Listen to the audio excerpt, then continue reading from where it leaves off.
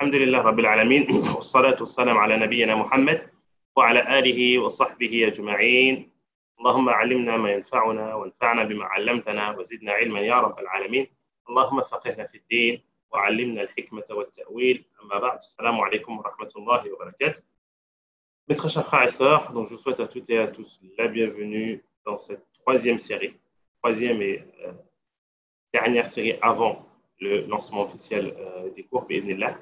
Donc ce matin, alhamdoulilah, vous avez eu l'occasion d'avoir cours avec professeur Mohamed Edenker dans la spécialité de l'Aqida, Maya Aqida. Et aujourd'hui, de suite, on va commencer la matière Maïfiq Hanbalit, ce sont de l'école juridique Hanbalit. Donc pour ceux qui n'ont pas eu l'occasion d'assister aux cours précédents, sachez qu'ils sont présents sur notre chaîne YouTube. Vous avez la possibilité de revenir à cette chaîne et de revisionner ces vidéos. Donc je me présente, je suis votre frère Abdallah, doctorant à l'université de Qura et spécialisé dans la jurisprudence et aussi le fondateur de Maïdars Institute. Alors, une fois, on rappelle, barakallah fikoum, les vidéos. On va faire une brève révision rapide, on va dire, de ce qu'on a vu auparavant. Je vous fais un partage d'écran un instant. OK. Donc là, on est. Alors, coordination, troisième partie, comme on a dit, troisième et dernière partie avant le lancement officiel des cours. Donc, on a vu durant la première et la deuxième session les questions suivantes, la signification du fiqh, qui est important de connaître. Est-ce que le fiqh était avant présent dans le temps du prophète, sallallahu alayhi wa sallam? Le fait qu'on entend plusieurs avis, est-ce qu'on a le droit de piocher et choisir et aller au marché et choisir les avis qui nous intéressent? Avons-nous le droit d'effectuer cela? Est-ce que nous sommes dans l'obligation de suivre une école juridique bien précise, hanafite, malikite, shafi'ite, hanbalite? Sommes-nous dans l'obligation de suivre une école ou bien on peut apprendre, adorer Allah sans pour autant suivre une école? Le nombre des écoles juridiques sont-elles au nombre de 4? Y a-t-il d'autres écoles juridiques? Sont-elles actuellement présentes? Quelle école juridique choisir? La question revient souvent. On est face à plusieurs écoles juridiques. Que choisir? Quels sont les critères? Y a-t-il des critères vraiment pour dire que, par exemple, cette école juridique convient plus à toi, hein, parce que tu es une personne qui aime la facilité, par exemple, ou non, cette école juridique convient plus à toi parce que tu es une personne qui aime ce qui est carré, assez rigide et autres. Ah, ça, on a vu et on a vu que, bien sûr, ça n'a pas, ce ne sont pas à travers ces critères-là qu'on choisit une école juridique. Excusez-moi, je reviens. On a vu aussi les mérites de la science, l'apprentissage de la science en général et les mérites d'apprendre le fiqh, le statut de l'apprentissage de cette science. Est-ce que c'est une obligation d'apprendre le fiqh ou pas? Les différentes étapes historiques de la jurisprudence. Y a-t-il des étapes? Est-ce que la jurisprudence elle est passée par des étapes? Les écoles juridiques. Ensuite, on a abordé, encore une fois, au cours précédent, on a parlé rapidement, hein, vraiment, on a synthétisé, schématisé l'explication de l'école juridique hanbalite, car on a l'occasion de revenir.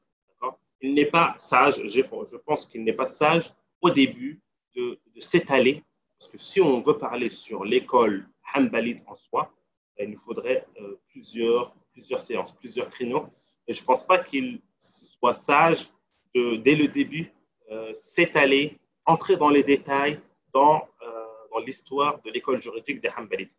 Mais je pense que ce que nous avons pris la séance précédente est assez suffisant pour se lancer, hein, avancer, terminer le premier livre qu'on va commencer à partir d'aujourd'hui, hein, terminer le premier livre afin d'avoir emmagasiné, avoir un certain réflexe, avoir pris connaissance des questions juridiques, avoir un peu tâté le terrain, comme on dit, connaître cette matière. Et ensuite, on a la possibilité, par exemple, avant d'aborder un deuxième livre, de revenir sur l'école juridique et aborder en détail les différentes étapes, qu'elles soient historiques, le fondateur, les élèves qui sont venus par la suite, les ouvrages, les grands ouvrages, les premiers ouvrages, les ouvrages qui ont marqué cette école, hein, et ainsi de suite. D'accord?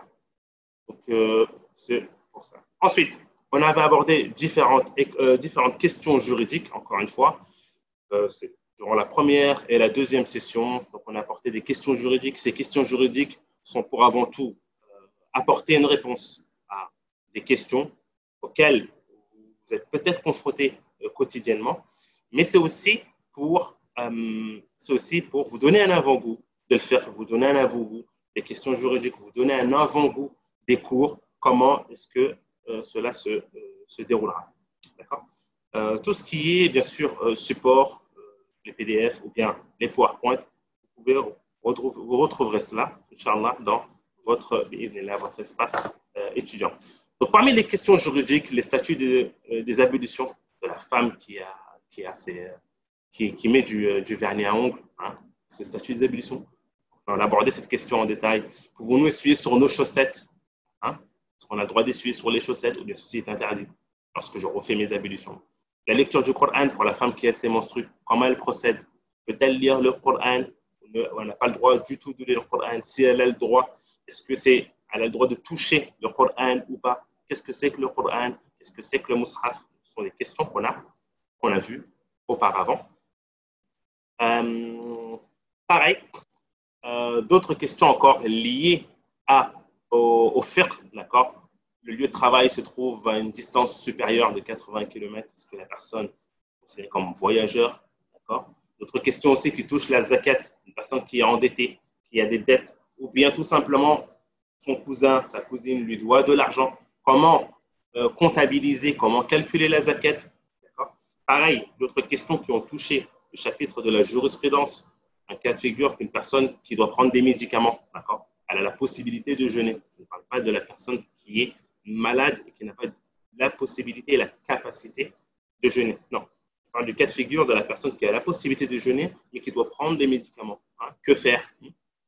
Pareil, question qui touche au chapitre du Hajj. Une femme qui souhaite faire le Hajj, elle a les moyens, elle a l'argent, mais elle n'a pas de mahram. D'accord? Elle n'a pas de mahram, ça se divise en deux parties. Soit son mahram, elle a un mahram, mais qui ne souhaite pas faire le Hajj, il ne veut pas, il ne souhaite pas l'accompagner. D'accord?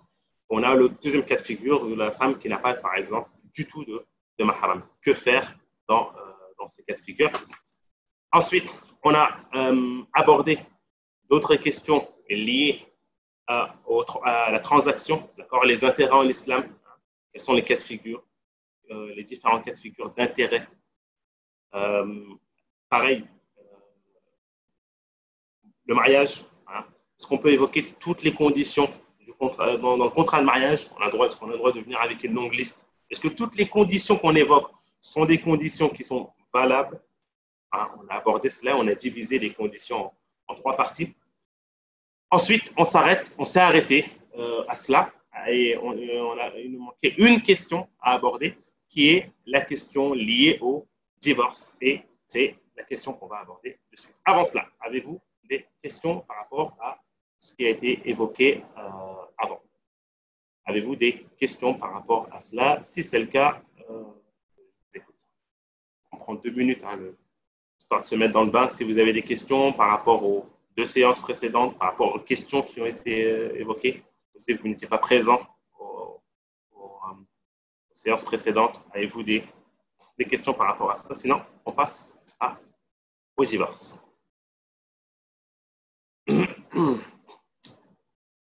Alors, salam, on peut faire les ablutions avec les chaussettes. Alors, les ablutions avec les chaussettes, bien sûr, on a le droit de faire les ablutions avec les chaussettes et on va expliquer. Pour pouvoir essuyer, je parle bien d'essuyer sur les chaussettes, il y a des conditions. Hein? Il y a des conditions. Avant tout, de faire les ablutions complètes. Donc, je vais donner un cas de figure bien précis. Une personne qui doit aller travailler à 7 heures du matin, elle fait ses ablutions. Une fois qu'elle fait ses ablutions complètes, elle met ses chaussettes. Ensuite, elle va au travail. D'accord? Arrivé à 13 heures, l'heure de Dhuhr, la personne a besoin de refaire ses ablutions. Donc là, elle a la possibilité d'essuyer sur les chaussettes. C'est-à-dire, elle refait ses ablutions. Donc, elle lave les mains, la bouche, le nez, le visage. Lorsqu'elle arrive au pied, d'accord, elle n'a pas besoin de retirer les chaussettes. Elle n'a qu'à mouiller les mains et essuyer au-dessus des chaussettes. on essuie au-dessus des chaussettes et avec cela, elle a fait ses ablutions complètes. Donc ça, c'est une permission. Encore une fois, on a rappelé que cet avis ne fait pas l'unanimité dans les écoles juridiques. Chez les Malikites, ils ne tolèrent pas le fait d'essuyer sur les chaussettes. D'accord? Donc nous sommes actuellement, nous pouvons le faire selon l'école juridique Hanbalite qui, évidemment, tolère cela, avec les conditions qu'on a évoquées, donc de faire les ablutions. Deuxièmement, d'avoir des chaussettes qui ne sont pas transparentes. Troisièmement, que les chaussettes recouvrent la partie obligatoire, c'est-à-dire au-dessus des chevilles. Donc, tout ce qui est socket, tout ce qui est chaussettes pour les mocassins ou bien les chaussures de vie, tout cela n'est pas valable. Ensuite, donc, si la personne a ces conditions, les conditions sont présentes, elle peut essuyer sur les chaussettes. Faire des ablutions avec les chaussettes ou essuyer sur les chaussures. De même, les chaussures, on a le droit d'essuyer sur les chaussures avec les mêmes conditions évoquées. Bien sûr, il faut que ce soit des chaussures montantes. Car si c'est des baskets, elles sont évidemment en dessous de la cheville. On ne peut pas essuyer sur les chaussures. Si on essuie sur les chaussures, on se doit bien sûr de ne pas retirer les chaussures lorsqu'on fait la prière. On doit prier avec les chaussures. D'accord? Alors, si une femme se voit avoir un écoulement de sang le matin, mais plus du tout durant la journée, doit-elle prier ou est-ce considéré comme des menstrues, sachant que la femme a un cycle irrégulier? Alors, question relative par rapport aux menstrues. Alors, sachez avant tout que le chapitre des menstrues est l'un des chapitres les plus compliqués, les plus délicats dans la jurisprudence. D'accord? Qui peut me dire pourquoi? Les savants évoquent cela. Même Nawawi a parlé dans son ouvrage, et d'autres grands savants évoquent que le chapitre des menstrues est l'un des chapitres les plus compliqués et les plus délicats pour les savants. Qui peut me dire pourquoi? Non, exactement, tout simplement, car chaque femme est différente. Est-ce qu'on prie tous de la même manière? Oui. Est-ce qu'on jeûne tous de la même manière? Oui. Est-ce qu'on donne tous la zakat de la même manière? Oui. Si tu as de la monnaie, tu vas donner de la même manière. D'accord? Est-ce qu'on fait tous le hajj de la même manière? Oui. Est-ce que, oui. Mais les menstrues, est-ce que cette femme a les mêmes menstrues que cette femme? Est-ce que cette femme-là a les mêmes périodes, les mêmes durées, les conséquences, et ainsi de suite? Non. Chaque femme bien sûr, on a une moyenne générale, mais les femmes sont différentes l'une des autres, ce qui fait toute la complicité, la problématique et la difficulté dans ce chapitre. Mais pour répondre à la question, je remonte. Alors, une femme qui a des menstrues. Alors, la femme qui a des menstrues, on la divise en deux parties, en deux catégories. Voilà, on a celle qui débute et celle qui a son cycle, qui est habituée. Celle qui débute, ce sera celle qui va voir pour la première fois les menstrues, le premier mois ou le deuxième mois. D'accord? Ça, on l'appelle celle qui débute. Ensuite, on a celle qui a son cycle. Alors, pour commencer par le plus simple, celle qui a son cycle, elle se doit de se fier à son cycle. Elle a d'habitude, avec les années passées, ses menstrues sont de 5-6 jours. D'accord? Donc, elle a un cycle. Et elle sait que, voilà, ses prochains menstrues vont être entre le 14 et le 20 mars. Donc, cette personne, elle connaît son cycle et elle connaît la date de ses prochaines menstrues. Alors, la question est la suivante. On est arrivé au 14 mars. La femme a trouvé présence de sang. D'accord? Ça peut être quelques gouttelettes. Est-elle considérée comme une femme qui a ses menstrues? On dit oui, elle a ses menstrues. Donc là, elle s'abstient de prier. Pourquoi? Car le sang qui est présent, même si il est de couleur, excusez-moi du terme, mais bon, il n'y a pas de honte dans l'islam, même s'il est de couleur jaunâtre, même si c'est des traces marron, tout cela présent dans la période est considéré comme des menstrues. Donc, elle est en période de menstrues. Supposons que c'est écoulé 2 jours. Après les 2 jours, il y a eu une rupture. D'accord? Elle n'a plus de présence de sang. Que fait-elle? Aïcha radiyallahu anha a conseillé les femmes de ne pas se précipiter dans les menstrues.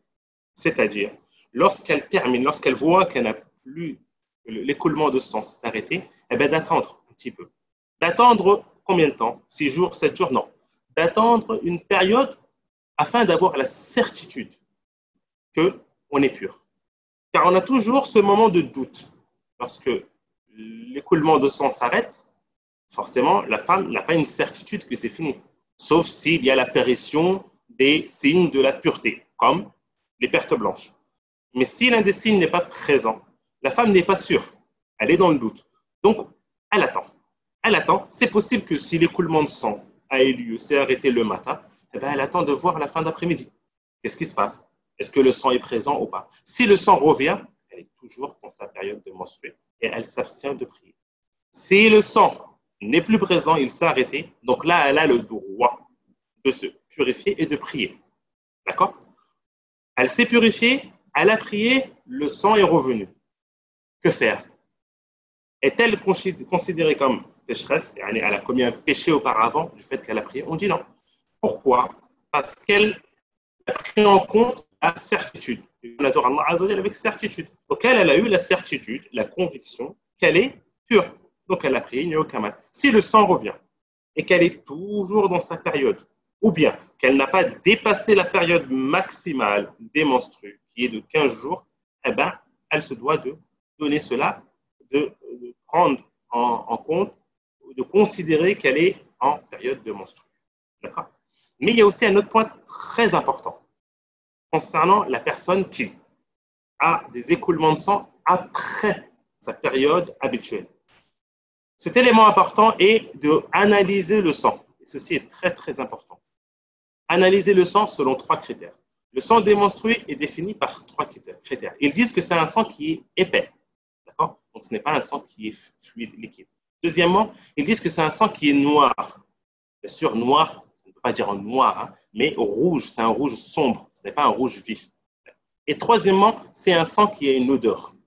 Donc, si ces 3 critères sont présents lorsque la femme analyse le sang, supposons qu'elle a une période de 5 jours, au 6e jour, 7e jour, elle a toujours des écoulements de sang, eh bien, on lui demande d'analyser le sang.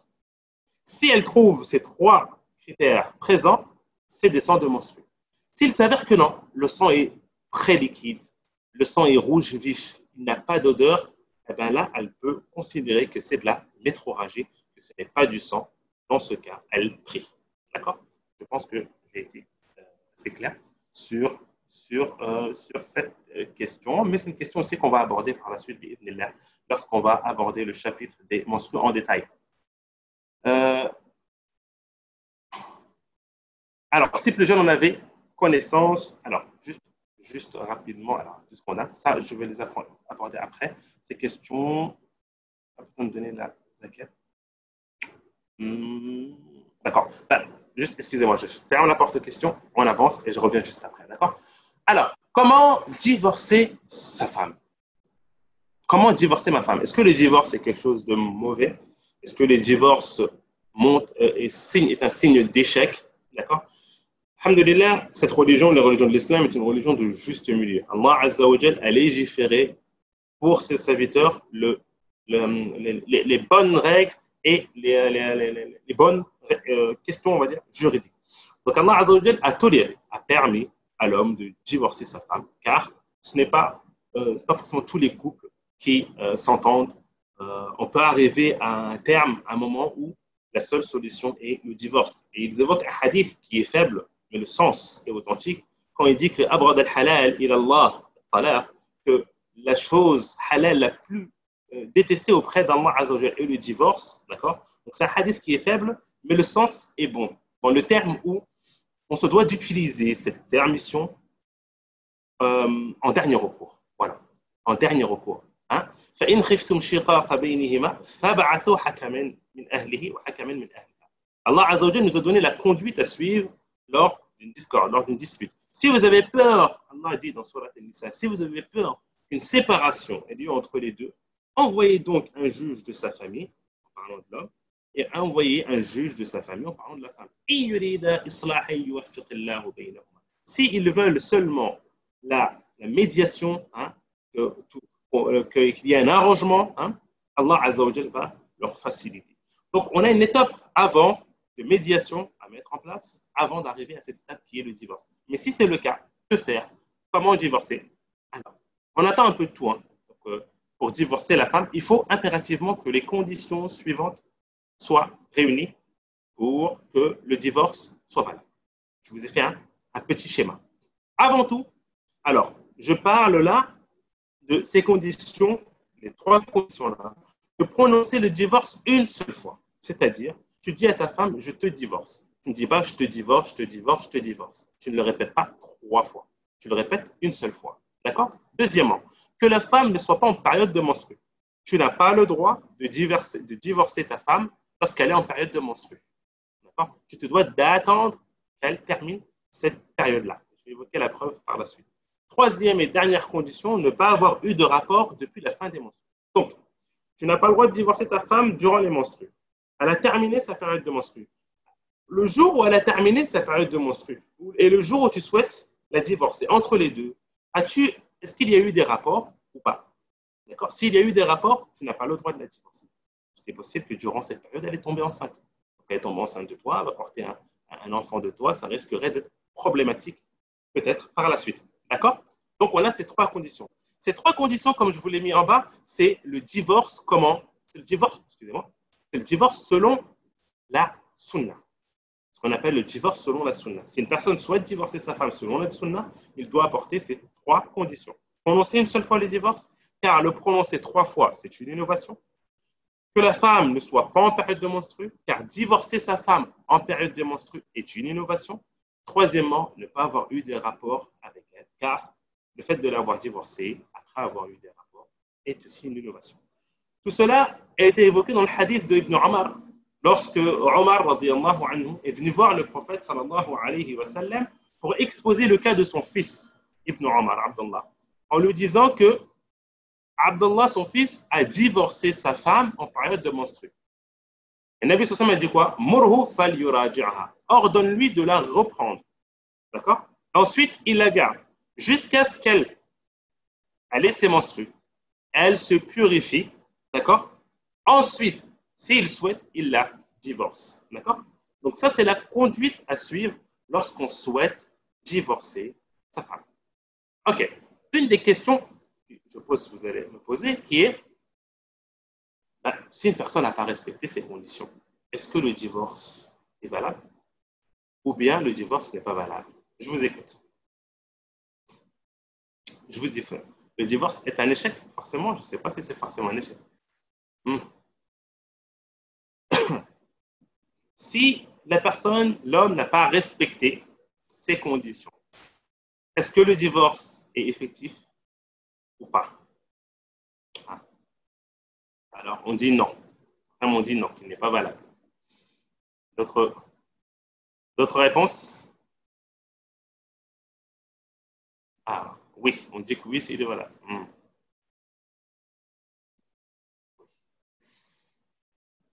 Oui et non. Alors, pour répondre à cette question, bien sûr, ça c'est l'une des questions où les savants ont divergé. Excusez-moi. Regardons avant tout dans les écoles juridiques, parce que là, on est en train de suivre une école juridique qui est l'école de Hanbalite.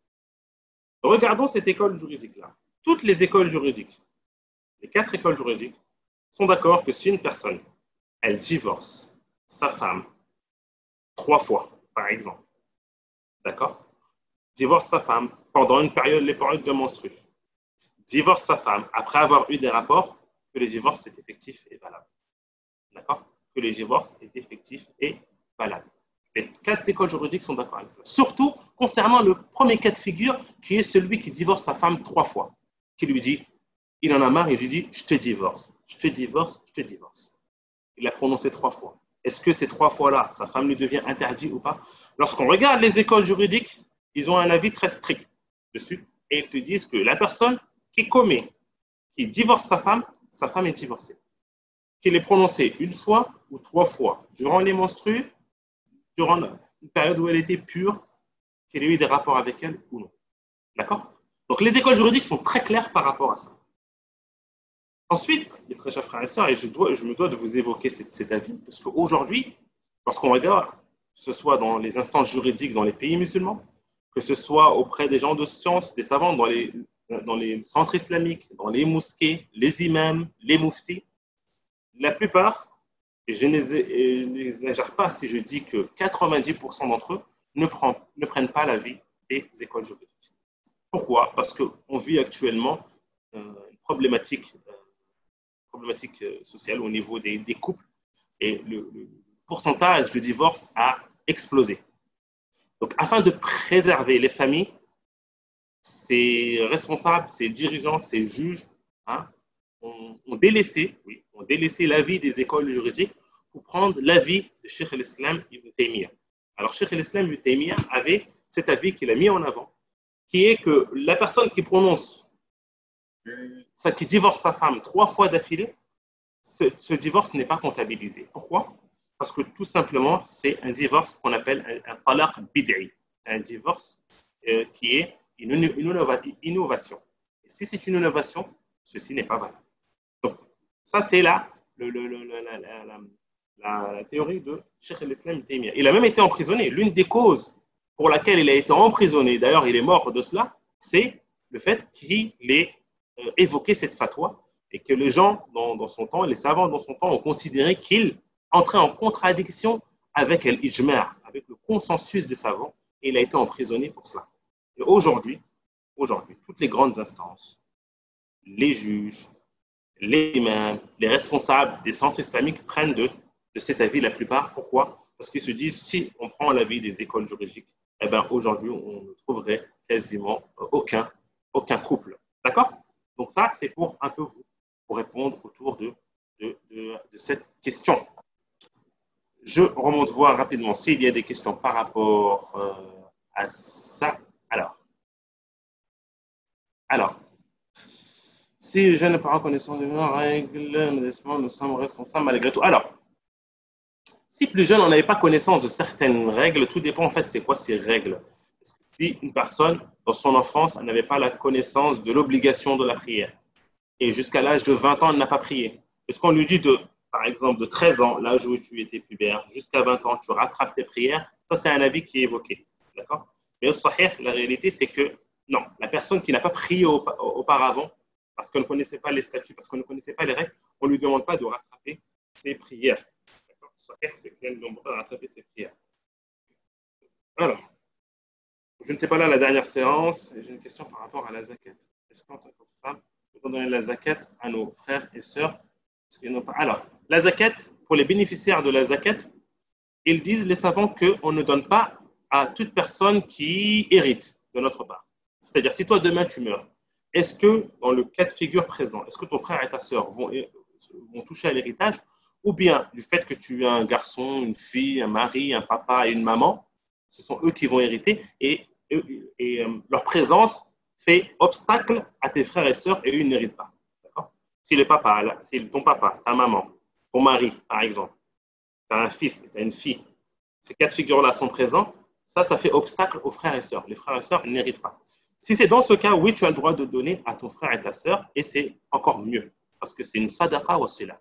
C'est à la fois une aumône, et ça, à la fois, ça permet de renouer les liens de famille. Donc, tu as le droit. Alors, chaque femme est différente. Alors, peut-on toucher le Coran ou le lire sans illustration? On va revenir à la fin du cours. Rappelez-moi cette question à la fin du cours. Le mariage, pareil, à la fin du cours, s'il reste un peu de temps, on essaie d'aborder les questions qui sont. N'hésitez pas à reposter la question. Lors d'infection urinaire, une femme peut-elle perdre du sang? Peut-elle prier dans ce cas? Alors, pareil, concernant la purification, on a les gens qui sont victimes d'une maladie chronique. C'est-à-dire qu'ils ont des pertes de sang, des fois c'est des pertes de gaz, des fois ça peut être des pertes de sel. D'accord? Si ceci est suite à une maladie chronique, ils ont un statut bien précis, ces gens. Ils se doivent de attendre l'heure de la prière, faire leurs ablutions, se préserver, c'est-à-dire mettre des couches, des serviettes ou autres, d'accord, et prier. Même si durant la prière, ils ont des pertes de sang, ou durant la prière, ils ont des pertes d'urine, ou ils ont des gaz, d'accord, c'est pas grave, ils peuvent prier, ils ont la permission. Le divorce, c'est un échec, pas forcément. Si la femme qui veut divorcer durant une période de menstruation, si la femme veut divorcer durant une période de menstruation, on lui demande de patienter. Alors, si la femme veut divorcer, tout dépend ce que veut dire ce contexte. La femme a-t-elle le droit de demander le divorce? On dit oui, selon un contexte bien précis. Elle n'a pas le droit de demander le divorce sans raison valable. Vous connaissez tous le hadith. Une femme qui demande le divorce sans raison valable, elle ne sentira pas l'odeur du paradis. D'accord? Donc la femme a le droit de demander le divorce si la raison est valable. Si elle est en période de menstruation, on lui demande de patienter afin de faire le divorce, afin que son mari prononce le divorce et que ce soit un divorce selon la sunna. Encore une fois, j'ai évoqué qu'il y a l'avis de Cheikh al-Islam Taymiyya qui dit que lorsqu'on divorce 3 fois, par exemple, c'est valable, ça ne veut pas dire que tu as le droit de le faire. Excusez-moi, que ce n'est pas valable, que le divorce n'est pas comptabilisé.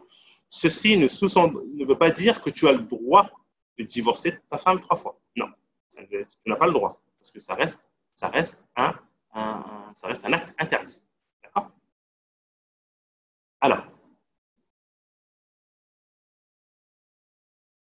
l'obligation de restituer est dure. Alors, si la femme demande la dissolution du mariage, ce qu'on appelle le khula. Donc ça, on va voir à la fin du cours si on a le temps d'aborder. Enfin, je vous fais une petite synthèse parce que c'est un chapitre qui a besoin d'évoquer quelques détails très importants. D'accord. Dans l'excès de la colère, tout dépend, le divorce prononcé dans la colère, tout dépend de la colère. Car il n'y a pas de divorce qui n'est pas prononcé sous la colère. Sachez, tous les divorces sont forcément, ou dans les cas les plus présents, prononcés sous la colère. C'est rare que tu trouves une personne, elle est assise dans son canapé, en train de boire son verre, et lui dire, ma femme, tu sais quoi, je te divorce. Non. Généralement, le divorce vient suite à une colère. Donc, on regarde, est-ce que cette colère-là est une colère qui est extrême, une colère qui a aveuglé l'homme à un point où on ne sait plus ce qu'il dit. Dans ce cas, les savants disent que le divorce ne tombe pas, n'est pas valable. Pourquoi? Parce que la personne, tout simplement, est considérée comme une personne qui n'avait pas sa raison. D'accord? Mais si c'est une divorce, c'est une colère où la personne sait ce qu'elle a dit, elle sait dans quel contexte elle était, d'accord? Elle était très énervée, oui, effectivement. Mais ça tombe. Le divorce 3 fois n'est pas valable. Oui, il n'est pas valable. Enfin, il n'est pas valable. C'est un acte qui est interdit. On n'a pas le droit de divorcer la femme 3 fois. Toutes les écoles juridiques disent que le divorce est effectif, qu'il tombe. Cheikh el-Islam Taymiyya et notre avis. Quoi qu'il arrive, toutes les questions qui touchent au divorce, souvent, on conseille de revenir vers des personnes de sciences proches de vous, même de votre mosquée, du centre islamique de chez vous, pour poser la question. Pourquoi? Parce que tout ce qui touche au divorce, forcément, on a besoin d'écouter les deux parties. D'accord? Donc, c'est un peu dur des fois on a ouvert la porte du divorce, c'est pas mal de questions. Alors, excusez-moi, on ferme la porte du divorce, on revient juste après, juste afin de pouvoir aborder la suite. D'accord? Alors, on continue. Ensuite, là, on entre dans le vif du sujet, c'est-à-dire qu'on aborde notre matière qui est la matière de fiqh selon l'école juridique des Hanbalites. Alors, je vous fais un petit sommaire. Choix de l'école juridique. Pourquoi est-ce qu'on a choisi Medars Institut de vous enseigner l'école Hanbalite? Pourquoi est-ce qu'on n'enseigne pas l'école Hanafite? Pourquoi est-ce qu'on n'enseigne pas l'école Shafi'ite? D'accord. Description de la matière. Donc, on fait une petite description de la matière, des horaires. Ensuite, les process de déroulement du cours. Comment est-ce qu'on souhaite que le cours se déroule? Encore une fois, l'un des objectifs de Medars Institut est de reproduire au maximum une classe physique. Donc là, on n'est pas dans une classe virtuelle, mais notre but est vraiment de reproduire une classe physique. Donc, que ce soit au niveau de l'interactivité, que ce soit au niveau des questions, que ce soit au niveau des explications, que ce soit au niveau des supports. Donc, on fait vraiment le max pour cela. Si vous avez d'ailleurs des remarques, des suggestions par rapport à cela, elles sont bien sûr les bienvenues. Ensuite, le choix du livre. Pourquoi on a choisi ce livre-là et pas un autre? On va parler dessus. La biographie de l'auteur, c'est important de connaître la biographie de l'auteur du livre qu'on va aborder. Et l'explication ensuite de l'introduction. Ensuite, on va prendre l'explication de l'introduction du livre. Car, comme on l'a dit, on l'a répété, que les cours commenceront la semaine prochaine, le 4 avril. Alors, bismillah.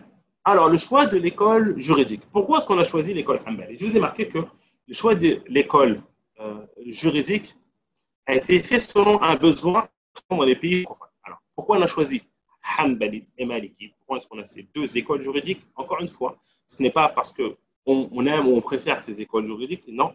C'est tout simplement pour répondre à un besoin qui est présent dans les pays francophones. D'accord? On parle là de l'école malikite, excusez-moi, hanbalite, qui, elle, a vu le jour dans les écoles dans les pays francophones suite à plusieurs événements. Avant tout, déjà, on a eu l'éveil de la da'wah. Je ne sais pas pour certains d'entre vous, si, dans les années 90, si vous vous rappelez, dans le début des années 90, l'état des mosquées, je me rappelle encore, moi, le Taraweh qu'on avait dans notre ville qui était moins d'un rang. D'accord. Des fois, on voit des photos de l'Eid, de la prière de Salat al-Eid, dans différentes villes où on trouve un rang, deux rangs. Et aujourd'hui, c'est autre chose. Donc, au début des années 90, c'est là que ça a commencé. La da'wah, elle a vraiment commencé. Il y a eu un éveil, une sorte de boom. Et ça, c'est dans le monde entier. Et plus précisément dans les pays francophones et en France. Donc, on a eu ce boom, cette expansion, c'est la da'wah qui a pris forme. Et au début des années 2000, là, c'était vraiment, c'est vraiment, entre guillemets, sorti. D'accord. On a des cours qui ont commencé à s'installer un peu partout, des mosquées qui ont vu le jour, les musulmans, on a trouvé les musulmans plus organisés ensemble, des associations qui ont été créées, et ainsi de suite. Donc, dans l'éveil de cette da'wah aussi contribué à cela. D'accord.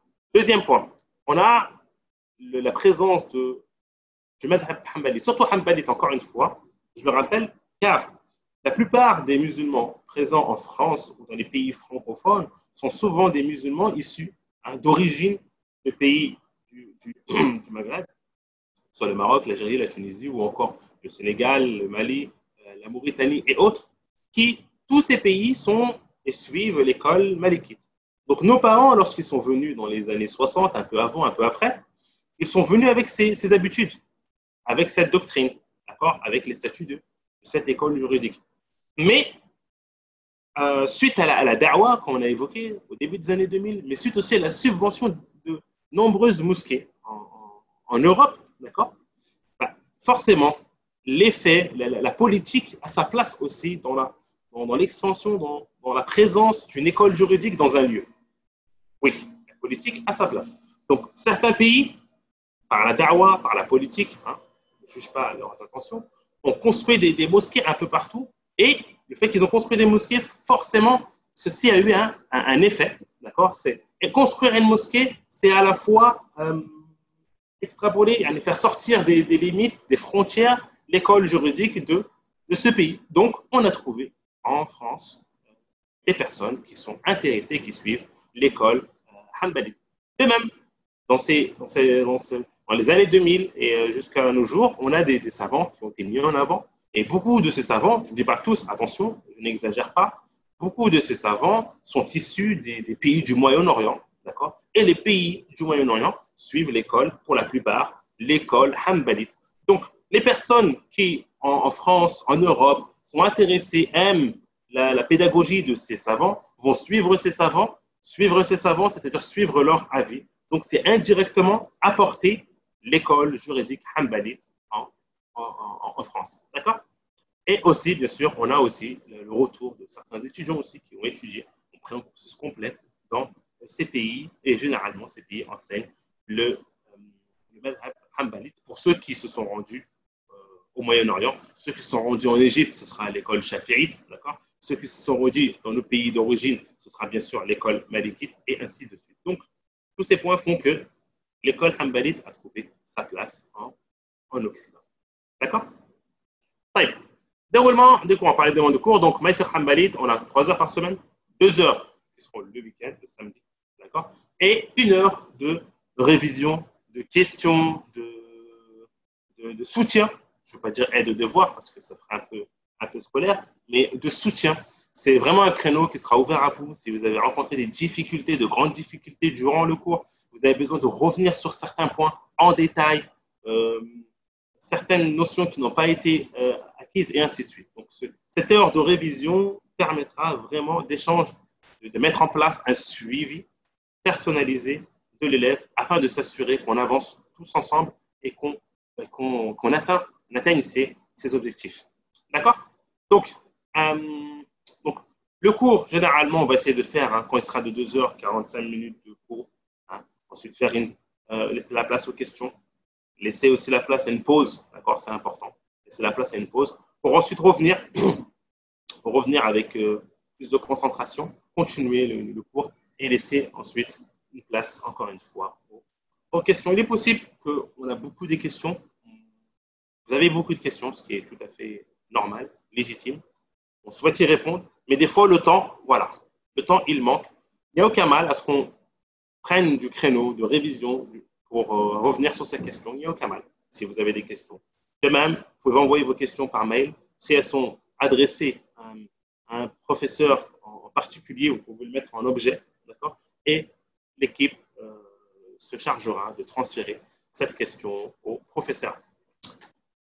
Alors, concernant les questions, si les questions sont suite au cours, au passage abordé par le prof et que la personne n'a pas compris, d'accord, la personne pourra interagir, répondre directement, poser sa question et le prof se fera un plaisir d'y répondre. Sinon, dans le cas contraire, on préfère que les questions soient retardées à la fin des cours. D'accord? Le PowerPoint que vous allez bien sûr retrouver sur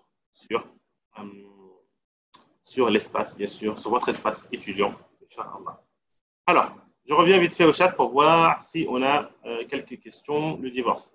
Encore une fois, si j'ai zappé quelques questions, n'hésitez pas à les remettre par la suite. D'accord? Quels sont les motivateurs pour une femme qui souhaite divorcer sans être dans le péché? Ça aussi, on apprendra. L'école malitique, c'est un mix du coup? Non. L'école hanbalite, non, ce n'est pas du tout un mix. Non, pas du tout. L'école hanbalite est une école en soi, comme les autres. Ce n'est pas un mix, non. Un mix de quoi? Je n'ai pas trop bien la question. Est-ce que si tu veux dire un mix des autres écoles juridiques, c'est-à-dire Hanafite, Shafi'ite, Malikite, Shafi'ite, et hop, tout cela a donné hanbalite? On dit non. Non. Chaque école a ses bases, chaque école a ses fondements, chaque école a ses règles, chaque école a sa méthodologie, d'accord, bien précise, a ses ouvrages, ses savants. Donc, les 4 écoles sont des 4 écoles qu'on reconnaît. Encore une fois, il y a cette polémique qui est sortie du 4e siècle de l'Hégire, le 5e siècle et même le 6e, où certains savants considéraient que l'école hanbalite n'est pas une école de fiqh, mais c'est une école de hadith. Et ils ne comptabilisaient pas l'école hanbalite parmi les écoles de fiqh, d'accord? Bien sûr, ce qui n'est pas le cas, d'accord? Là, en regardant actuellement, l'école hanbalite, c'est une école comme les autres. Elle a ses étapes, elle a ses ouvrages, ses savants et autres, d'accord? Ce n'est pas un mix, hein? Si on ne peut pas participer au cours à une heure précise, peut-il être rattrapé? Tous les cours sont enregistrés. Quant aux cours d'initiation, ils sont tous présents sur la chaîne YouTube.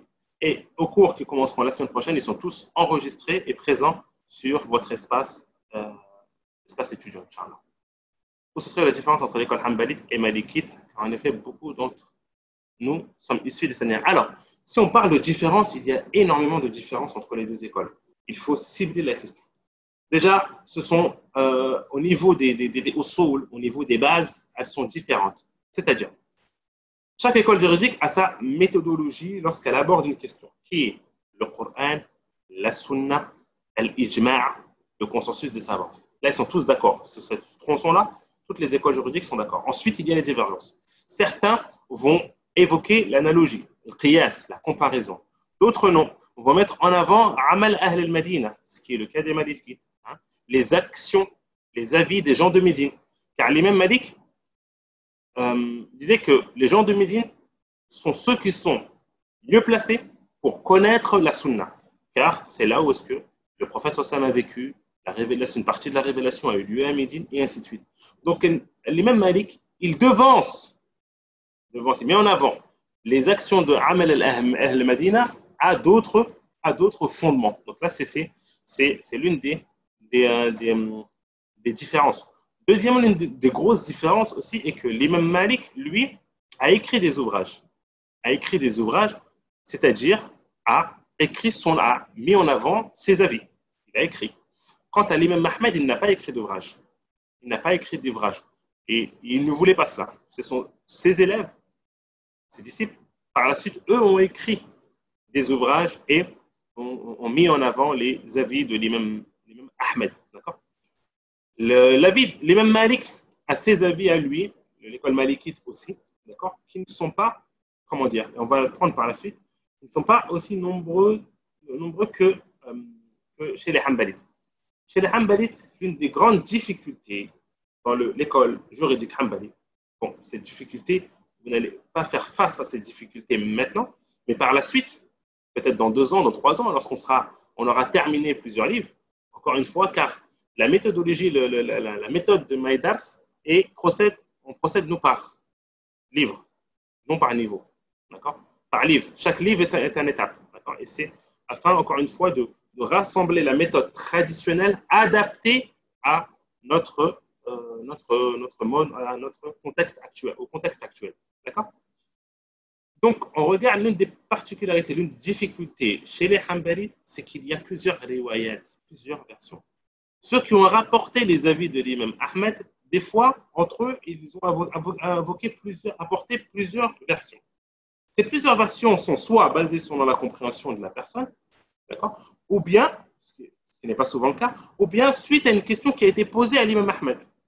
Donc là, par exemple, l'un des fils de l'imam Ahmed, Salih, lui pose la question et apporte une réponse. On a un autre qui fait partie de ceux qui rapportent aussi les versions, son deuxième enfant, Abdallah, qui lui pose aussi une question, qui peut être la même question, et il lui répond d'un autre avis. Donc là, on a 2 versions, 2 riwayat. Que faire? D'accord? Alhamdulillah, au sein de l'école juridique, ils ont fourni un effort afin de filtrer et de mettre en avant les versions qui sont les plus fortes. Et ça, c'est l'imam Al-Mirdawi dans le livre appelé Al-Insaf qui a fait ce magnifique travail. Et d'autres personnes aussi avant lui, mais c'est lui vraiment dans son livre qui a mis en avant cela. D'accord? Alors, y a-t-il une limite au nombre de participants par classe? Oui, il y a une limite. Il y a une limite et, afin de pouvoir, encore une fois, assurer et honorer nos objectifs, il y a une limite. Pour le moment, si je ne dis pas de bêtises, elle n'a pas été atteinte. La limite dans la plupart des matières, elle n'a pas été atteinte. D'accord? Donc, non, il y a une limite. Hein. Généralement, hein, là, on est à peu près à 70 personnes, mais les cours, quand ils commencent, c'est pas le cas. On aimerait bien que tous participent, mais généralement, c'est pas ceux qui assistent à l'initiation qui assistent forcément aux cours qui commenceront la semaine prochaine. Alors, avons-nous des outils écrits également? Alors, au niveau des outils, on a le livre. Je vous ferai un partage d'écran par la suite pour vous montrer comment vous procurer le livre. Sinon, tout ce qui est support, schéma que les professeurs vont préparer avant chaque cours, vous aurez cela dans votre espace accès. Il y a aussi des quiz. Chaque cours sera suivi d'un quiz. D'accord? Vous aurez dans votre accès. Vous aurez aussi dans vos accès les liens de suivi. D'accord? Car vous aurez un suivi la semaine pour vous assurer que on ne va pas dire qu'on vous surveille ou autre. Non, ce sera un suivi vraiment, on va dire, très diplomate, sans vous mettre le couteau sous la gorge. Mais c'est vraiment pour vous, comment dire, pour vraiment honorer ses objectifs. Car on a vu que beaucoup se plaignaient des cours en ligne. Parmi les inconvénients, c'est qu'il n'y a pas de suivi. D'accord? Que la personne est laissée à elle-même. On lui donne une formation, on lui met 20 vidéos sur son espace et on rendez-vous dans 3 mois une fois que tu auras visionné ces vidéos. Chose que nous, on ne veut pas du tout. Non. Tous nos cours sont des lives. Donc, tous les profs font un sacrifice dans leur temps pour bloquer chaque semaine ce créneau-là et être disponible. Donc, tous les cours sont en live. On a la possibilité aussi de les avoir en replay. Mais on a aussi ce suivi. D'accord? Vous avez aussi dans votre espace, vous allez retrouver aussi comme une sorte d'emploi du temps. On va vous faire une sorte d'emploi du temps, comment, entre guillemets, à titre indicatif, comment gérer votre temps, à quel moment vous révisez tel cours, à quel moment vous lisez tel ou tel passage, à quel moment vous remplissez le suivi, parce qu'il y a un suivi à remplir que vous devrez remplir, et ainsi de suite. D'accord? Je ne trouve pas l'endroit où s'inscrire. Je vais vous montrer l'endroit où s'inscrire. C'est sur MyDals. Hein. Vous allez directement sur le site, vous trouvez. Quelle est la différence entre l'école FIR et l'école Hadith? Très bonne question. Alors, les écoles du fiqh, généralement, ce sont ceux qui sont connus par les 4 imams qui vont se baser sur un groupe, groupe d'éléments pour donner un avis. Ces éléments, ce sont bien sûr le Coran, la Sunna, mais ce sont aussi d'autres éléments comme le qiyas, la comparaison, chose que les écoles de hadith ne prennent pas beaucoup en compte. D'accord? L'un des grands savants qui a réfuté le qiyas, l'analogie, que ceci n'est pas présent. Le qiyas, c'est quoi? Lorsqu'on dit, par exemple, que, je dis une bêtise, hein, supposons qu'aujourd'hui, on a une boisson qui s'appelle XY, et cette boisson, lorsque la personne en consomme, elle devient ivre. D'accord? Donc, j'ai une nouvelle boisson qui est sortie dans mon supermarché, elle s'appelle XY. Lorsqu'une personne elle boit de cette boisson, elle devient ivre. Est-ce que cette boisson est haram? Vous allez me répondre tous. Oui. Vous allez dire oui. Pourquoi? Parce qu'elle est ivre. Quelle est votre preuve? C'est quoi la preuve que vous utilisez? Je vous écoute. On vous laisse un peu participer. Quelle est la preuve? Bismillah.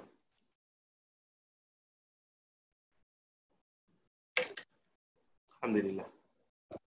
L'ivresse. Donc l'ivresse, c'est une preuve. L'ivresse, c'est une preuve. On dit quelle est la preuve? Tu me dis l'ivresse? C'est-à-dire l'ivresse, c'est un texte du Coran, c'est un hadith. C'est quoi? On n'est plus maître de soi. La personne n'a pas de raison. D'accord. Ça, c'est une preuve en soi. Mais d'où vous déduisez cela? D'où est-ce que vous déduisez cela? Là, vous m'évoquez ce qu'on appelle dans l'analogie, dans Qiyas, vous m'évoquez ce qu'on appelle l'illa, la cause qui nous permet de joindre deux choses. Pour joindre deux questions, deux avis, les deux choses, il faut impérativement qu'il y ait une cause, ce qu'on appelle l'illa. D'accord. C'est quoi la preuve du Coran? On dit la preuve du Coran. Allah Azza wa Jalla quoi? إنما الخمر والميسر والأنصاب والأزلام رجس من عمل الشيطان فاجتنبوه. Allah il a dit que al-khamr, d'accord, que le vin hein, et autres sont interdits. Allah il a parlé du vin, il n'a pas parlé de la boisson XY. Le vin est fait à partir de raisin. La boisson XY est faite à partir de matière chimique. Donc, comment tu peux dire cela? Ceci est interdit ou pas?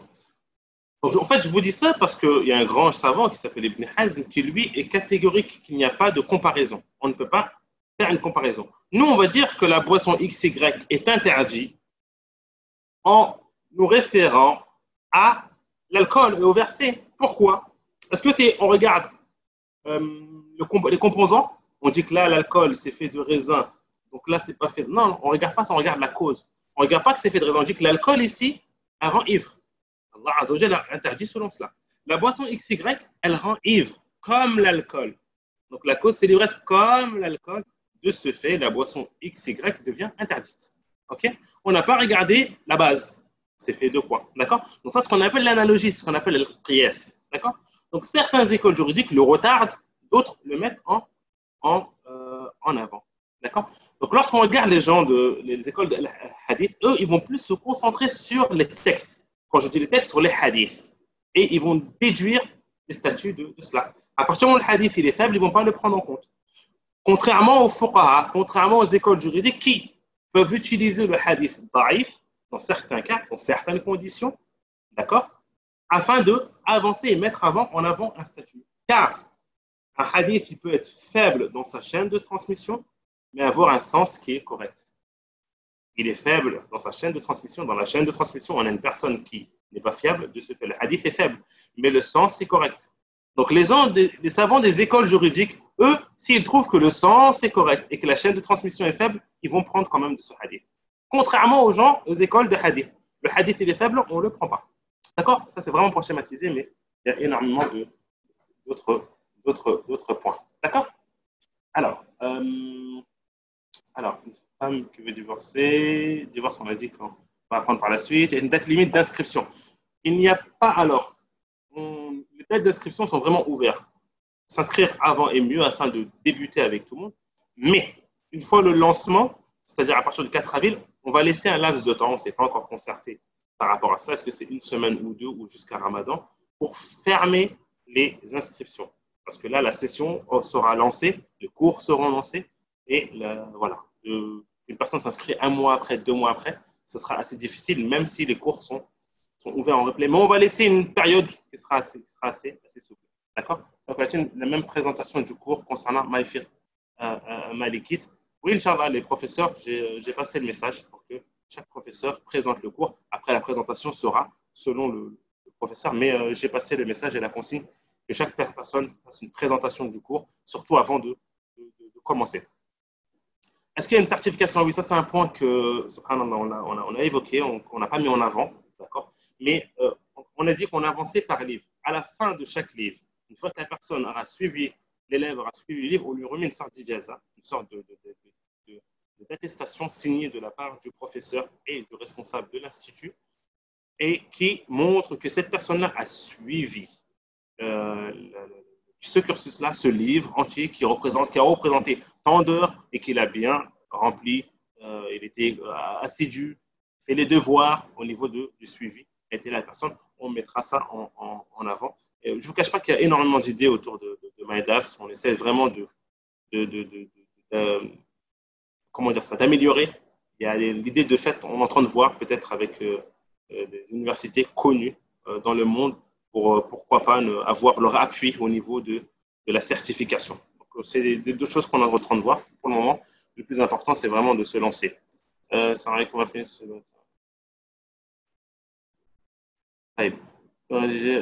OK.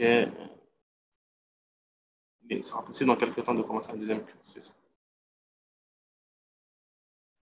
Alors, lorsqu'on commence un cursus, est-ce qu'on peut rejoindre un autre par la suite? Oui, mais encore une fois, il faut s'assurer qu'au niveau du timing, on est bon. Parce que si les autres, ils ont avancé, ils ont trop avancé, voilà. Et on ne peut pas aussi laisser ouvert les inscriptions comme ça. Donc, forcément, il y aura une date limite. OK. OK, continuons. Donc là, c'est au niveau du déroulement des cours. Le choix du livre. Le choix du livre. Sachez que chaque école juridique a des moutounes. Alors, quand on dit moutounes, ce sont les livres, les bases, les livres basiques par lesquels toute personne qui souhaite, de faire un cours d'une heure, toute personne qui souhaite apprendre la jurisprudence passe par ce livre, par un livre bien précis. Donc, chaque école a des moutounes. Chez les Hanbalites, c'est le cas. Il y a des moutounes que chaque personne se doit de suivre. Alors, concernant ces moutounes-là, il y a un ordre. Je vous ai mis numéro 1, on a Akhsar al-Mukhtasarat de Ibn al-Bulban. Ça, c'est un des livres qui est conseillé par lequel débuter. Vraiment petit, concis, basé sur le matn des Z. D'accord? Pas de preuves, questions. On a la question juridique, d'accord? Et le statut. OK? Ils disent ensuite, on a Umdat al-Talib de l'imam al-Bahouti. Umdat al-Talib qui a, pareil que le précédent, petit, concis, mais un peu plus large.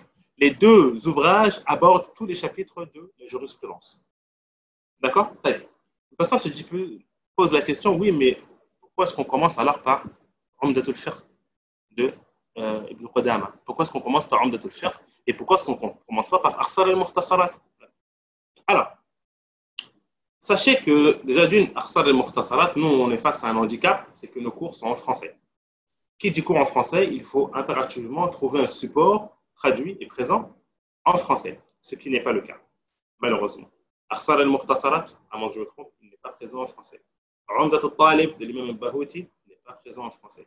Le seul livre dans l'école Hanbalite qui est très correct, par lequel le débutant peut commencer, il n'y a aucun mal par rapport à cela, par lequel la personne qui a déjà étudié le fiqh peut commencer, par lequel la personne qui est avancée, qui souhaite faire des révisions, peut aussi commencer, qu'on a Umdat al-Fiqh d'Ibn Qudama, par lequel on peut commencer, il n'y a aucun problème. C'est pour ça que je vous ai dit en parallèle. On a Umdat al-Fiqh de Al-Muwaffaq al-Din Abdullah ibn Qudama al-Maqdisi. D'accord? Donc ça, c'est concernant le support. On a un cheminement. On a une étape chronologique au niveau des moutons. On ne commence pas par le livre qu'on veut. Je ne dis pas, moi, je commence par Al-Mourni, par exemple, et je finis par Umdat al-Fiqh. Non. Il y a une étape à suivre. Cette étape-là, elle a été élaborée par nos savants qui eux-mêmes sont passés par ce cheminement. D'accord? L'imam, là je vous ouvre une parenthèse, l'imam Ibn Qudama al-Maqdisi, d'accord, Muwaffaq al-Din, a 4 livres à lui. Il est auteur de 4 livres dans le fiqh. Ces 4 livres-là se suivent. Et il les a mis spécialement pour l'apprentissage du fiqh. Pour le débutant, pour l'intermédiaire, pour l'intermédiaire plus et pour l'avancé. D'accord? Ces 4 livres, je vous les ai mis. On a le premier, Umdatul Fiqh. D'accord? Umdatul Fiqh, qui est le livre qu'on va aborder, qui est de l'auteur de Ibn Qudama al-Maqdisi. Ensuite, il a évoqué un deuxième livre, qui est le Muqni'. Al-Muqni', mes très chers frères et sœurs, il a retiré, comme je dis, toutes les preuves, afin de laisser la place vraiment à l'effort juridique. C'est-à-dire, c'est un matn, il n'y a aucune preuve, aucun hadith, aucun verset. Pourquoi il a laissé cela? Il a mis les questions juridiques afin de laisser la place à l'effort juridique, car c'est une étape suivante. On a l'étape où la personne débute. Elle apprend les questions juridiques. Elle a une vision globale du fiqh. Elle commence à palper, à faire connaissance avec, à voir les réflexes du fiqh. Ok, elle a assimilé cela, elle passe à une deuxième étape. Excusez-moi. Une deuxième étape qui est cette relation avec les textes, avec les preuves. Comment gérer cette relation-là? Eh bien, cette deuxième étape arrive chez les Hanbalites avec le livre Al-Muqni'.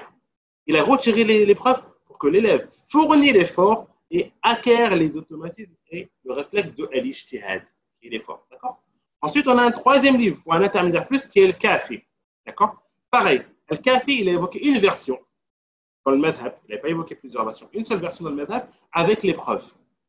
La version et les preuves. D'accord? La personne, elle a la question, elle a la réponse, elle a la version et elle a aussi les preuves pour pouvoir étudier et avoir la preuve de cette question. Ensuite, il a fait un quatrième et dernier livre qui est El Mourni. Ce livre-là, il est magnifique. Et El Mourni, mais ce livre-là, il est destiné à ce qu'on appelle le khilaf al-ali. D'accord? C'est pour les divergences qui sont hautes. Dans ce livre-là, il évoque les avis des autres écoles juridiques, il évoque les différentes versions chez les Hanbalites, il évoque les différentes preuves et il répond aux preuves.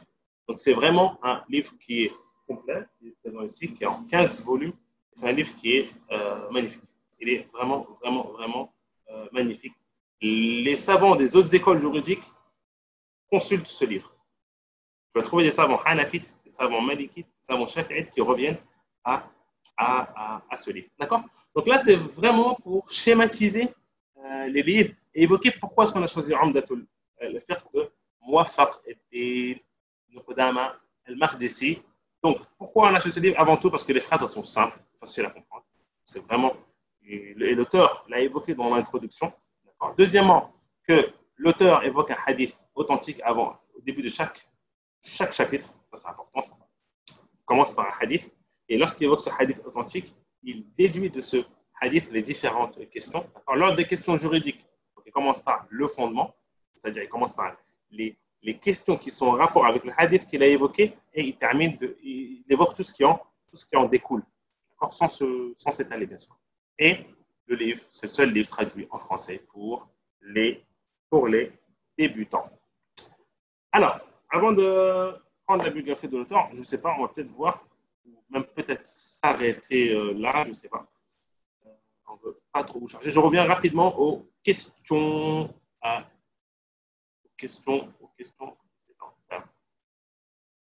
Alors, changement d'état. Alors, interdit dans l'islam. Pourquoi avoir choisi Umdatul Fiqh plutôt que Bidayat al-Abid, par exemple? Encore une fois, Umdatul Fiqh, personnellement, je trouve que c'est un livre qui est, on va dire, assez complet, d'accord? Même si, réellement, pour un vrai débutant, il y a une étape qui est avant, d'accord? Mais personnellement, le livre Umdatul Fiqh, je trouve vraiment qu'il est très très bien. Il n'est pas difficile. Il n'est pas difficile. C'est-à-dire même une personne qui n'a pas appris le fiqh auparavant, il peut l'aborder. Bidayat al-Abidin, je ne connais pas son exemplaire, je ne sais pas est-ce qu'il est présent en français, d'accord? Je ne sais pas est-ce qu'il est présent en français, je ne connais pas son édition, je n'ai pas la connaissance de cela. Mais au niveau du support Hanbalite, pour une personne qui souhaite vraiment commencer et s'élancer à avoir, on va dire, les bonnes bases, je pense vraiment que c'est un livre qui est vraiment comment dire, apte et conforme et bon pour ces personnes. On suit la formation sans être arabophone. Oui, bien sûr. Oui, bien sûr, on peut créer les formations sans être arabophone, il n'y a aucun problème. Encore une fois, Maïdas Institut est présent pour répondre à un besoin. Et le besoin se fait actuellement pour les francophones. Dans un questionnaire qu'on a fait, mes très chers frères et sœurs, sachez que plus de 55%, si je ne me trompe pas, des personnes ne savent que lire et écrire. C'est-à-dire qu'ils ne connaissent pas l'arabe. Plus de 55% ils ne savent que lire et écrire et rapidement. La plupart, ils ne connaissent pas l'arabe. Bien sûr, nous, on n'a aucun mal. On peut ouvrir une classe d'arabophone. Si la demande est présente, on n'a aucun mal. Est-ce que vous appuyez sur un charh de Umdatul Fiqh? C'est oui, lequel? Oui, bien sûr. Quand je m'appuie sur un charh, il y a plusieurs charhs. Mais l'un des charhs le plus important est celui de l'Udda. L'Udda de Cheikh Baha'u'ddin, qui est le charh le plus important. Attention. Il est dans un volume, il est très bien, il est concis. Le Qadi Baha'u'ddin, c'est l'un des charhs. Il n'est pas présent en français. Mais c'est l'un des charhs les plus connus chez les Hanbalites. Number 1. 2, il y a un charh qui est magnifique. Et dommage, l'auteur ne l'a pas complété. Certains savants disent même que c'est l'un des meilleurs livres de fiqh chez les Hanbalites. Et ce livre-là, c'est un charh du livre qu'on prend, et c'est le charh de Umdatul Fiqh de Cheikh Islam ibn Taymiyyah.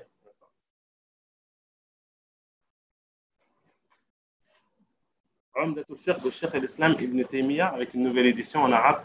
Ils l'ont sorti en 5 volumes. Il est tout simplement magnifique. Mais encore une fois, ce n'est pas un ouvrage qui est accordé aux débutants. Car Cheikh Islam ibn Taymiyyah, dans sa nature, il ouvre énormément de parenthèses et des fois, il la referme 20-30 pages après. D'accord? Donc, il faut savoir suivre, il faut connaître le uslub, la méthode de Cheikh Islam ibn Taymiyyah. Mais c'est un livre qui est magnifique. D'accord? Ces 2 explications suffisent largement pour les personnes qui est arabophone et qui souhaitent revenir à une explication. Le Umdatul Fiqh, l'Udda fi Sharh al-Umda de Cheikh Baha'u'ddin et Sharh al-Umda de Cheikh Islam ibn Taymiyyah, qui suffit amplement. Et le matn de Umdatul Fiqh n'est pas un matn qui est compliqué, on va dire, en soi. Ça, c'est au niveau de l'explication. Après, si une personne souhaite savoir, est-ce que cet avis-là est l'avis le plus fort chez les Hanbalites, il faut revenir à d'autres ouvrages qui sont beaucoup plus longs. D'accord? Ça, y aurait-il des livres de fiqh débutants en forme de poème? Alors, en forme de poème, donc les moutoun, on les divise en 2 parties. On a le manzoum, qui est en forme de poésie, ou on a le nathar, qui est normal. À la base, les moutoun, c'est fait pour apprendre. Cheikh Muwafaq ad-Din, Qudama al-Maqdisi, lorsqu'il a fait ce livre, c'est pour que les gens l'apprennent. D'accord? Souvent, on trouve les moutouns, les premiers moutouns conseillés. Dans chaque école juridique, souvent, ils sont pourquoi? Pour l'apprentissage. Ils sont dédiés à l'apprentissage. D'accord?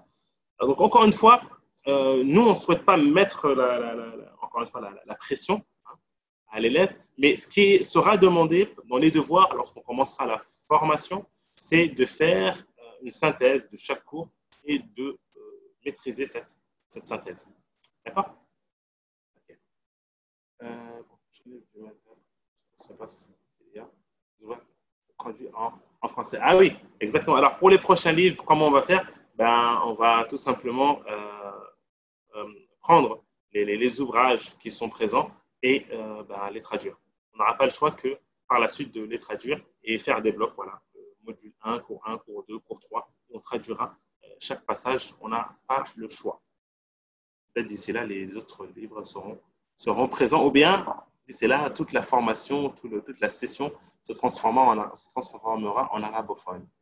Alors, salam alaikum. Cher photo du livre afin que l'on puisse le prendre. Non, je vais faire plus que ça. Je vais vous faire un partage directement excusez-moi. Avant, je vais faire un partage écran directement du site pour que vous trouviez le livre. D'accord? Alors, tac. Ok. Est-ce que vous voyez le site là? Je vous montre le livre en même temps comment accéder aussi. Est-ce que vous voyez, s'il vous plaît, mettez-moi un petit OK dans le chat. Je reviens sur le chat. Oui, alors vous voyez, c'est bon. Alors, on va dans la session ouverte à tous. D'accord? Ensuite, dans la session gratuite, on descend. Ensuite, on a ce qu'on appelle le cercle de lecture. Et c'est là où on a mis un lien. Dans le cercle de lecture, on a mis un lien. Descendez qui vous emmène à cliquer ici pour voir les livres. Donc là, vous avez accès à toute la bibliothèque proposée. Donc, on a le livre d'Aqida de ce matin, de Cheikh professeur Mohamed Benker. Pareil aussi, pour la spiritualité, il y aura ce livre, ce d'Aqida ce matin. Et on a, ça c'est pour chez les Malikites, et nous on est là, Umdatul Fiqh, c'est celui-ci. Umdatul Fiqh de Muwaffaquddin Ahmed. Donc cet ouvrage-là, ensuite, c'est simple, hein, vous cliquez dessus et vous serez transféré directement chez notre partenaire et vous pourrez commander, Inch'Allah, le livre qui est, voilà, je supprime.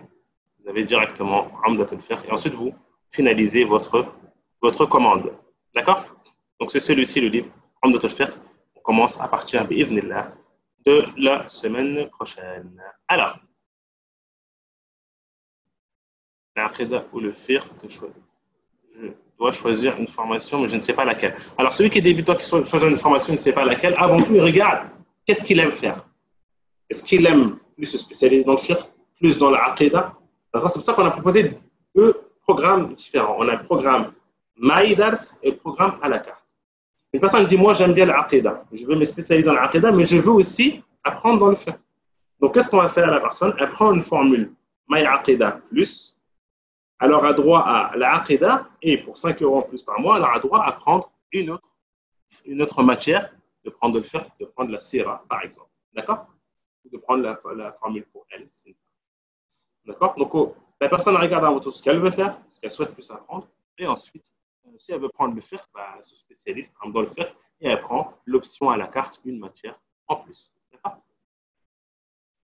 Dématérialisé avec le confinement, les livraisons, tout. Alors, je ne sais pas est-ce qu'il est en e-book le livre ou pas. Je ne sais pas s'il est en e-book le livre ou pas.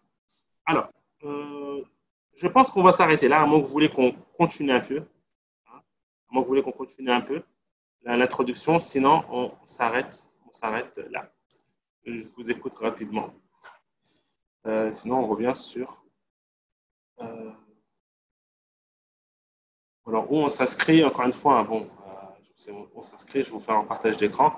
Lorsque vous venez à l'accueil, lorsque vous arrivez à l'accueil, donc directement, hop, vous avez la présentation des professeurs, voilà, avec nous, d'accord? Et ensuite, vous descendez et vous avez la NOPAC. Donc, on a Maïfiq Maliki, Hambalit. Vous avez possibilité d'en savoir plus et de commander. Maïsira, Maïaqida. Donc là, c'est les spécialités. Okay? On a 4. 1, 2, 3, 4. Ensuite, on a les cours à la carte qui correspondent à la Sira, la Aqida pour elle, les femmes, et jurisprudence. D'accord? Ensuite, vous pouvez commander. Si vous avez des questions aussi, vous pouvez aussi envoyer par mail, il n'y a aucun problème.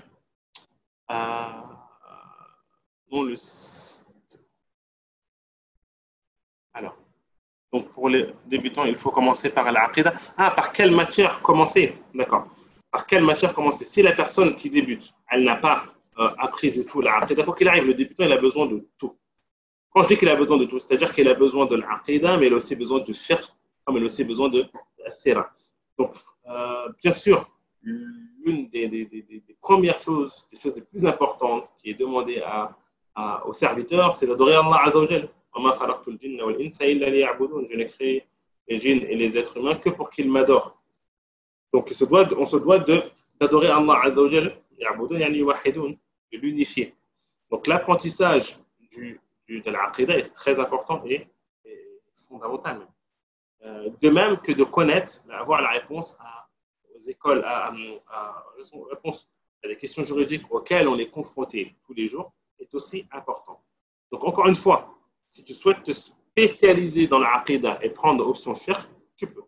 D'accord? Tu apprendras les deux. Il n'y a aucun mal à apprendre deux matières. Tu n'es pas obligé de faire une seule matière et terminer, ensuite de revenir faire une autre matière. Non. Tu peux te spécialiser dans l'Aqida et prendre le fiqh, comme tu peux te spécialiser dans le fiqh et prendre le Aqida. À côté, il n'y a aucun mal par rapport à cela. Les questions de divorce. Ah oui, c'est vrai. On peut faire une classe arabophone. Aucun mal, on peut faire une classe arabophone. J'ai déjà personnellement une classe arabophone de frères qui, d'ailleurs, sont eux, on va dire, l'une des causes de Maïdas a vu le jour. On a déjà une classe arabophone. Nous, c'est tout selon la demande. Si on a une seule personne et qu'on souhaite garder la même conduite de Maïdas avec une seule personne, ça va être assez dur de détacher plusieurs professeurs pour une seule personne. OK. Avec l'offre 5 € de plus, on peut suivre 2 cursus, c'est bien ça. Avec l'offre 5 € en plus, par mois, vous avez la possibilité d'avoir une deuxième matière à la carte. De choisir une matière à la carte. Donc, Cependant, tu prends maï fiqh hanbalite, d'accord? Donc, tu auras droit au fiqh hanbalite avec les 2 heures de cours ou 1 heure de révision par semaine. Et ensuite, si tu prends le plus, tu as le droit de choisir une option à la carte. Tu peux choisir la matière aqida. Attention, j'ai dit la matière aqida, pas maï aqida, c'est autre chose. La matière aqida, la matière fiqh, la matière sira, ou la matière sira, ou la matière pour elle. D'accord? Alors, je remonte pour les questions de fiqh. Je pense qu'on va s'arrêter les questions sur les divorces. Alors, voilà. S'il vous plaît, pour faire plus simple, parce que je suis en train, si vous pouvez reposter vos questions, ou bien c'est aussi compliqué pour vous de remonter. Je remonte. Voilà, on remonte. Alors, c'est parti, on remonte dès le début. C'est pas la peine de reposter, je suis arrivé au début. Alors,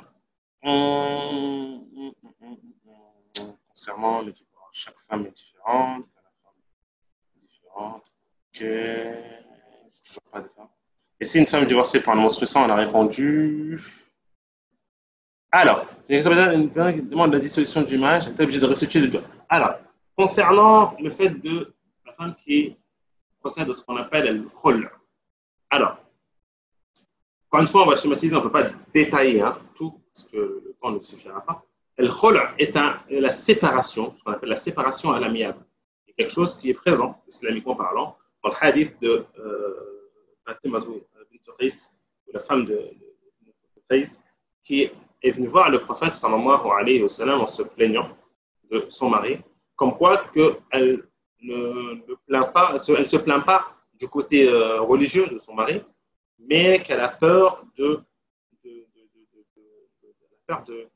elle a utilisé le terme el-kouf, c'est-à-dire de dénigrer, de ne pas donner le droit à son mari, d'accord? Par la suite qu'elle ne ressent plus rien pour lui et qu'elle n'aime plus, d'accord?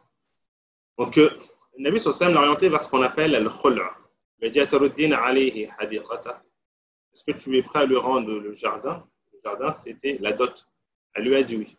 Elle lui a dit rends-lui le jardin et c'est par là. Donc, la femme qui souhaite procéder au khul', à la séparation à l'amiable, se doit de restituer la dot. Mais avant ça, le khul' n'est pas quelque chose d'automatique. D'accord? N'est pas quelque chose à utiliser sous le premier coup de tête. Non. Il faut aussi que la femme ait une raison valable. Lorsque la femme est venue voir le prophète, elle a exposé son cas. Il faut qu'elle ait une raison valable. Avant cela, encore une fois, on appelle nous toujours les femmes à utiliser d'autres moyens, de la médiation, de patienter, de faire intervenir des personnes pour essayer d'arranger. S'il s'avère que voilà, il n'y a pas d'autre moyen que la séparation, on a ce qu'on appelle le khul'. Après le khul', sachez que les savants ont divergé dessus. Ça, c'est l'une des questions, l'un des passages les plus épineux, qui est est-ce que l'homme est obligé d'accepter le khul' ou pas? La femme souhaite faire le khul', elle souhaite le restituer la dot. Est-ce que l'homme est dans l'obligation d'accepter cela, ou bien le khul' reste en soi dans l'apparence une transaction? Qu'est-ce que je veux dire par là? Quand je fais une transaction, que je vais dans un marché, il faut impérativement qu'il y ait l'accord des deux parties. Si je dis au vendeur, je souhaite acheter cela à 10 euros. Si le vendeur il ne veut pas, est-ce que je peux le forcer et l'imposer de me vendre ce produit? Non. Certains savants disent que c'est pareil le khul', qu'il faut qu'il y ait l'accord des deux parties. La femme, elle vient entre guillemets, je schématise, elle vient pour entre guillemets, acheter. Il faut impérativement qu'il y ait l'accord et le consentement du mari. Donc certains ils vont dans cette optique. Et on va l'aborder, Inch'Allah, en détail et voir l'avis des Hanbalites qui viennent passer par rapport à cette question. Et on voit que c'est une transaction et qu'il faut l'accord du mari. Après, si c'est des cas de figure qui sont présents, que des fois le mari est borné, tête dure, ne veut pas donner son accord, on a tout un process pour cela qui est peut-être pas évident dans les pays francophones, mais je vais vous expliquer avant, lorsqu'on est dans un pays musulman, qui est de se plaindre chez le juge. D'accord? La femme a la possibilité de se plaindre chez le juge, et le juge va étudier le cas, va convoquer les deux parties et voir trouver la solution. Si le mari est en tort, il forcera le mari à prononcer la séparation ou à accepter la séparation à l'amiable, ou dans le cas contraire, le juge a la capacité, lui, de prononcer le divorce à la place du mari. Lorsqu'on est dans des pays francophones, le cas est plus compliqué, car on n'a pas d'instance juridique musulmane. Cette tâche revient au centre islamique. D'accord ? Cette tâche revient au centre islamique. Le responsable religieux du centre islamique porte cette lourde tâche et souvent il ne la porte pas. Souvent il se, que dire, sans trop dénigrer, il se sauve de cette responsabilité. Car dans les pays francophones, les instances juridiques musulmanes, en soi, sont représentées par les centres islamiques. Donc la personne qui a un problème dans un pays francophone se doit de se présenter dans son centre islamique, de rencontrer l'imam qui, lui, se doit de faire les démarches nécessaires de médiation pour pouvoir trouver trouver une solution pour le couple. Après, même pour l'imam, ce n'est pas évident. Parce que même si lui a les mêmes pouvoirs qu'un juge islamique dans un pays musulman, reste que c'est assez difficile de lui demain dire, par exemple, je prononce le divorce à ta place. Si le mari va se plaindre aux autorités, ça risquerait d'être difficile pour lui-même et du jour au lendemain, la mosquée est fermée. Donc, c'est un cas de figure qui est assez complexe, qui a besoin vraiment de sagesse. Voilà, c'est pas facile. C'est pas facile. Souvent, les victimes sont les femmes, c'est vrai. C'est pas facile. Mais voilà en gros. Donc, le khol est quelque chose qui est légiféré, qui est présent dans les 4 écoles juridiques, quelque chose qui existe, avec la divergence qu'il y a au niveau des divorces. Excès de colère, on a répondu. C'est une femme qui veut divorcer son mari. Il est injuste avec elle et reste avec lui. Sous la contrainte, quel moyen a-t-elle pour recourir au divorce? Elle a le moyen de faire ce qu'on appelle le khul, de procéder à la séparation à l'amiable, à la possibilité d'intervenir des personnes externes. Encore une fois, je dis, c'est vrai, c'est plus facile à dire qu'à faire, mais j'expose les possibilités qui sont présentes. Donc, à la possibilité de faire intervenir une personne externe et trouver une solution à cela. Alors, effectuer à la totalité.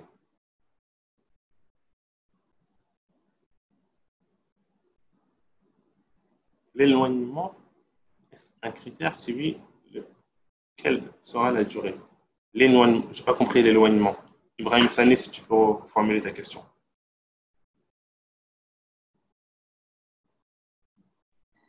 Alors, celui qui a arrêté la prière pendant plusieurs années, est-ce qu'elle doit reprendre toutes les années passées? Les savants ont divergé sur ce point. Mais l'avis le plus juste est que la personne qui délaisse la prière complètement,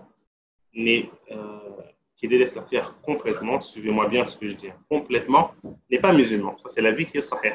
D'accord? Il n'a aucun lien avec l'islam. Donc, si dans cette période-là, la personne a délaissé complètement la prière, elle n'a pas besoin de le rattraper parce que durant cette période, elle n'était pas musulmane. Ça, c'est l'avis le plus fort, mes frères et sœurs. Il y a un consensus des compagnons de celui qui ne prie pas du tout. Encore une fois, on a des questions où on aborde, on va dire, on essaie d'aborder, de trouver un juste milieu et autres, mais on a une ligne rouge. D'accord? La prière, c'est la ligne rouge. La prière, on ne peut pas jouer avec. Donc, on ne peut pas venir à jouer, à dire, à faire du oui, mais, quand il s'agit de la prière. Non. Quand il s'agit de la prière, il n'y a pas de oui, mais. Celui qui ne prie pas du tout. Attention. J'ai bien dit celui qui ne prie pas du tout. Celui qui ne prie pas du tout, il a beau dire 100 fois qu'il est musulman, il n'est pas musulman. Et ça, c'est un avis qui est clair par rapport à ça. Et cet avis-là, oui, même s'il y a d'autres savants qui évoquent un avis contraire, le sahih, c'est que le divorce écrit 3 fois par SMS est-il valable? Alors, le divorce écrit, est-ce qu'il a le statut du divorce prononcé? Oui, à condition que l'intention est présente. Si l'homme avait l'intention, lorsqu'il a envoyé cet SMS, de divorcer la femme, le divorce est effectif. Un divorce par écrit est un divorce qui est effectif. Tout moyen qui exprime le divorce, d'accord, est pris en compte. Donc, si la personne, elle écrit ses divorces, si la personne elle prononce le divorce, ceci aussi est comptabilisé. Alors, sans avoir entendu de sa bouche Oui, même si de sa bouche, il n'a pas dit. Si à partir du moment où il a envoyé par SMS, il a commencé de son côté les étapes, les démarches pour divorcer, le divorce est pris en compte. Alors, la fin de la question. Est-ce qu'on peut faire la fatha avec un autre sans être libre administrativement? Alors, ça, c'est une question qui est très importante. Le mari a divorcé sa femme, il a divorcé religieusement, clairement. Mais il est en train de faire des démarches administratives. On conseille toujours ces personnes d'attendre la fin des démarches administratives. Pour pas demain être fautif aux yeux des autorités, même si religieusement parlant, on a le droit. Même si religieusement parlant, on a le droit. Mais on demande vraiment à la personne de s'armer de patience et d'attendre la fin des démarches. Quels sont les motifs valables pour la femme qui soit divorcée sans être dans le péché? Ces motifs valables, c'est que que dire, qui est présent dans le couple des causes qui comment dire, qui remettent en question le fondement du mariage, d'accord? Souvent, on trouve les fuqaha, ils parlent dans le chapitre du mariage et du divorce, tout ce qui, par exemple, empêche aux deux parties de pouvoir profiter et consommer, consommer le mariage et autres. Pourquoi ils disent parce que lorsque un de ces points est présent, qui fait barrière et barrage à cela, ça remet en cause l'une des finalités du mariage. D'accord? Donc, il dit tout ce qui remet en cause l'une des finalités du mariage, eh ben, ça peut être un cas raison valable de demander le divorce. Mais encore une fois, j'appelle souvent, moi, concernant le divorce, de consulter, à la consultation. Une personne qui a une problématique, elle consulte. Elle va avoir une personne de science pour exposer son cas. Car il est possible que les personnes pensent que c'est une raison valable, mais au final, ce n'est pas une raison valable. D'accord? Alors, une femme veut divorcer, mais son mari ne le fait pas car il ne sait pas quoi. Moi, je crois qu'il y a beaucoup de questions par rapport au divorce et autres. On pourra peut-être par la suite peut-être faire une journée peut-être par rapport à cela et aborder quelques les questions du mariage, les questions du divorce et tout ce qui s'attache à cela. Parce que je vois qu'il y a énormément de questions et je pense qu'on va s'arrêter là. J'espère que vous ne m'en voudrez pas. Mais au niveau du timing, on est un peu juste, d'accord. Quoi qu'il arrive, on vous invite à entrer en contact avec nous. Si vous n'êtes pas inscrit à la newsletter, à l'inscription, inscrivez-vous. Vous allez recevoir toutes les informations de l'Institut, que ce soit les formations gratuites, que ce soit les services gratuits, mais aussi les formations.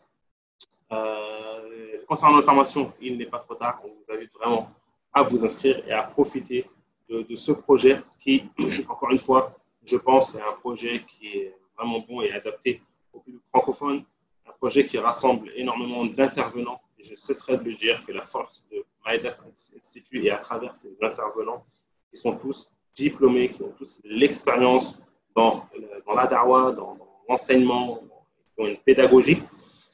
Donc, je vous invite vraiment à venir, à profiter de la promotion.